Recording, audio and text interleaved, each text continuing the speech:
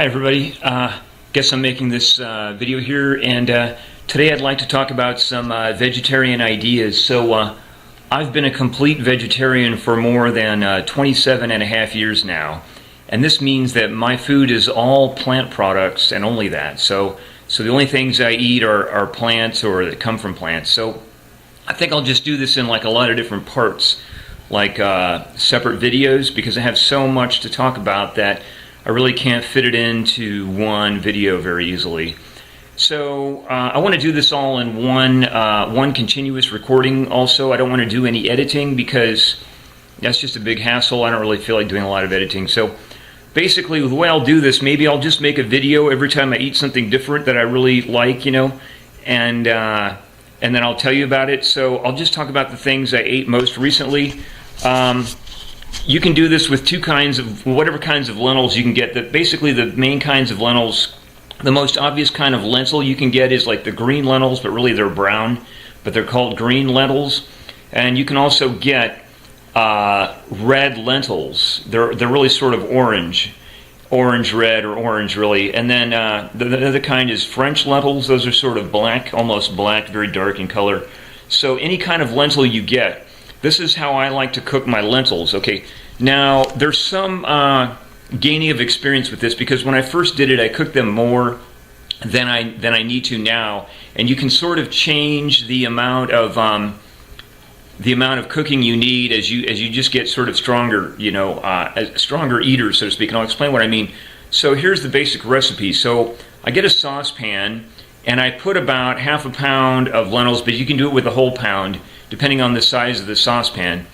You put the lentils in the pan, and then you cover them with at least the same amount, twice the same depth of water as the lentils is. So in other words, you fill it up to the top of the lentils, and then you bring the water on up to at least twice that deep, or even a little bit deeper.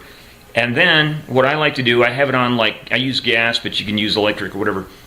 I have it on heat, and I bring it up, I guess on about medium heat or whatever. I bring it up, you should stir it. Particularly the red lentils have a little bit more fat content than the green lentils, so they can sort of stick to each other and to the bottom of the pan. So you should stir this regularly, but you heat it on up until they come to a boil.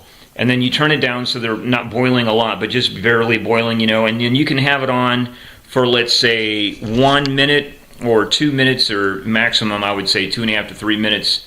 This is kind of rough. And then you turn it off, and you just let it sit there and cool down. And it's still cooking while it's cooling down, because when you first turn it off, it's boiling, right? So it's at the boiling point, at the boiling temperature. And then as the lentils cool down, they'll keep on cooking. So you can have them sitting there for at least 20 more minutes. And 30 minutes or longer, that's fine too.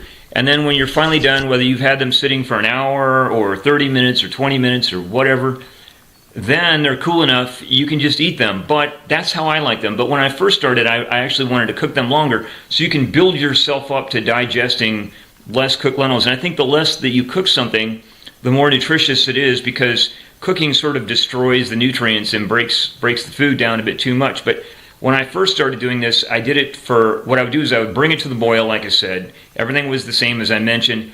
I let it sit for about 20 minutes or maybe 30. Then I do the same thing all over again. I bring it up on medium heat to a boil, let it boil for a minute or less, or it could be a little more, but I doubt it should be that long. And then you just turn it off and let it sit for another 20, 30 minutes, 1 hour, whatever, and then they're really pretty soft. So I noticed one thing else. With red lentils, they're thinner and smaller, so they need less cooking because they just cook much quicker. So with the red lentils, you definitely don't want to do this whole thing twice. You just do it once. You just bring them to a boil, let them boil for, like I said, 1 minute or even less. You can just wait till it comes to the boil and turn it off. Depends, on how much you want them cooked. And then you just take those lentils and let them sit while they're hot, and they'll cool down, and you can eat red lentils. And red lentils, you really don't need to cook that much, just one time. And then green lentils, I only do it one time because I like them firmer. But they're always edible with that, because they're lentils. Any kind of lentil is thin. Now the French lentils are even thick or even harder to cook than the green lentils. So you might want to give them a little more cooking, but definitely 2 boils should definitely do that for you, even with any kind of lentil. So that's what I had last night. I had lentils. They're really good, high in protein, make you feel strong again. And you don't need to have anything else with them. With a lot of legumes, you should have grains with them on the side or mixed in with them. You know, the grain and legume combination to make a complete protein. But I find with lentils, you really don't need that. That lentils are good. They'll make you feel good and strong all by themselves. Another thing I had this morning was I had spinach, frozen chopped spinach. And what I do is I take the spinach and I put it into a bowl. And I heat it up just enough so that it's chewable, because when you take it frozen out of the package, the bag or whatever, it's too frozen to chew. So there's the clock going. So you can't really chew it. It's just like it's all icy. So you need to heat it up just enough in the microwave so that it's chewable, but it can still be cold and have ice crystals in it.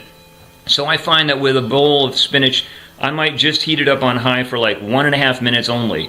And then it's still going to be hard because it'll be sort of half frozen. You got to get in there with a spoon and break it up, sort of like chop it up with a spoon. But I find the less you cook your spinach, the better. And then you can just eat it with the spoon out of the bowl. You know, you don't. It's a bit hard because it's a little bit cold and hard, but it's still chewable because you've heated it up, like I said, in the microwave for 1.5 minutes or so.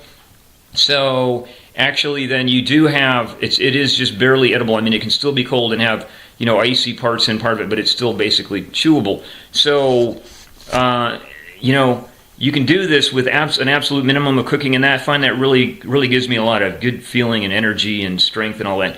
So those are two things I ate. I'll leave you with that. And as I go along, I eat a lot of different foods and food combinations, and so I'll have to do like whenever I eat something new, I can make a new video if I have the time and convenience to do that. And over time, we'll have a series of videos called Vegetarian Food Videos, and this will be the first one. So we can actually have this, and so this is the first one. I've told you about myself. I've been a complete vegetarian for more than 27.5 years continuously now. My food is all plant products, and only that has been for all those more than 27.5 years. And I have a lot of experience with this. I've invented a lot of food combinations. Some of them are really kind of personal, but hopefully you can benefit from this, and it'll all be really fun. So I'm going to turn this off, and have a great time.